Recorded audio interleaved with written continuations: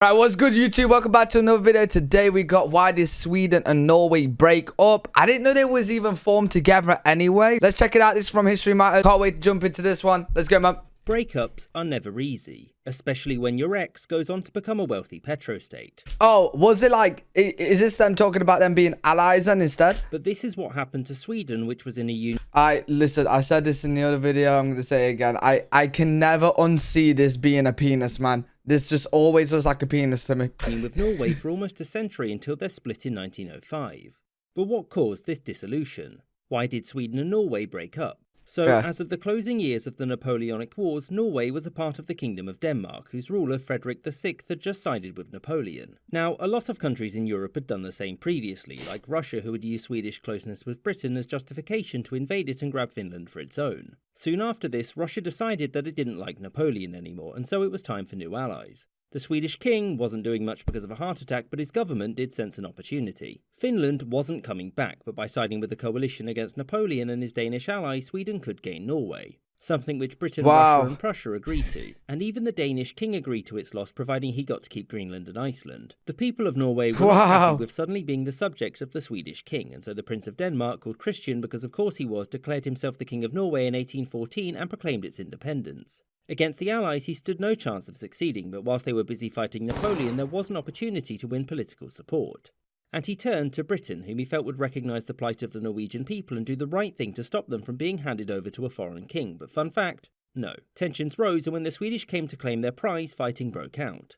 This lasted for about 2 weeks and ended with the Swedish making some concessions in return for Norway joining the Union voluntarily. Norway would keep its semi-democratic constitution, the king's powers there would be limited, and Norway would maintain separate armed forces. Relations between the two states improved over the next half a century, with the Swedish-based kings presenting a much more conciliatory tone to the Norwegian subject. Why did they want it so much though? Like, why didn't they just do what all countries do and just be allies or something? Although by doing this, they angered Swedish politicians, who saw Norway as the junior partner in the Union, and many there feared that Norway would never be placated and would simply keep asking for more. I never knew this. I never thought that like Norway would, well, obviously like it's a bit funny saying this because Sweden, Norway and like Denmark and those kind of countries were Vikings and wanted land for themselves, but like back during this time when like Napoleon was around and stuff, you never really hear about like Norway or Sweden. That they're kind of just always like on the fence, you know what I mean, like just sitting there, just not really doing too much. I'm kind of surprised that Norway wanted like just take Sweden like this. Wrong. Norwegian politicians kept asking no, is Sweden wanted to take Norway, was for more it? Autonomy over the course of the late 19th century. The big one was when in 1891 Norwegian elections saw the Liberal Party victorious. The Liberals were proponents of Norwegian independence, but if that couldn't be achieved, then they demanded separate foreign and trade policy for Norway. This was a big no-no, since at that point the Union would essentially be dead. The Norwegian government made a formal request for these new powers, and the Swedish responded with a well-formulated logical argument. No, and if you keep asking, we're going to invade. The Liberals backed down and over the next decade instead opted to focus on Norway. They removed any reference to the Union from their flag, massively increased the size of the armed forces and built up border defences in case of an invasion. And in retaliation, the Swedish ended free trade between the two and imposed tariffs on products from Britain, Norway's largest trade partner.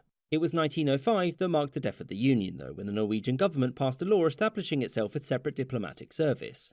The king vetoed this, the government resigned, the king refused to accept their resignation or appoint a new government, and as such, the Norwegians argued that he was in violation of the constitution by leaving Norway without leadership, and in response the Norwegian parliament declared its independence. In response, Sweden mobilised, which led Norway to do the same, and both armies sat on the border facing off. I didn't think I'd ever see Sweden like this, bro. I've always seen Sweden as like a nice country, you know what I mean? Never really get involved in anything. Fuck me, Swedish dude. Politicians and commanders were ready for war, and it was only when the Swedish people were overwhelmingly against military action that they backed down. This support was largely due to the Norwegian referendum, in which 99.9% of voters backed independence, which made it clear to everyone that Sweden could no longer force Norway to stay. As such, the Swedish people threatened mutiny in the army and the general strike if Norway was invaded, which meant that King Oscar II had no choice but to acknowledge the end of the Union. The Norwegian people then voted for a Prince of Denmark to become King of Norway. They really tried to like just force Norway to stay in this union. Thus, after a mere 500 years of being controlled by a foreign power, Norway would once again be an independent state. Let's go, Norway. Special thanks to my... Good shit, man. Good shit. Get rid of Sweden controlling you. Really good video. Really enjoyed these history matters. You learn so much in such little time. Enjoy these so much. If you guys have any videos from these guys that you want me to watch, leave them down below in the comments. Hopefully you guys enjoyed this video. If you did, make sure you leave a thumbs up. Make sure you subscribe. We're getting super close to YouTube partner. So appreciate anyone that could subscribe to the channel. It really helps out a lot. And I'll see you guys in the next video.